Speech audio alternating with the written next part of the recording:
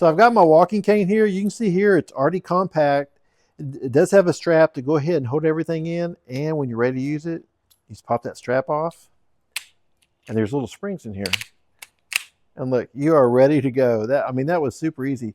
Now this is all metal. It can hold up to someone that's up to 250 pounds. So that's no problem at all. And this is black, but it does come in multiple colors. This can handle anyone from 5 feet up to 6'5". This is adjustable right through here. So it adjusts anywhere from 30 inches all the way up to 37.5. You're just gonna push that in and then just kind of pull it out. Once you do get this set to the right height, we've got a locking nut here. So you're just gonna go ahead and just make sure that's all good and tight.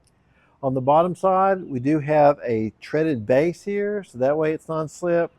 And then we've got our handle up here. It's all rubber too, and that's non-slip. So this is a nice cane with a lot of features. I love that you can just go ahead and fold it up and store it away when you're not using it or when you're traveling and you're ready to use it again. It is that easy. Hope you found this helpful.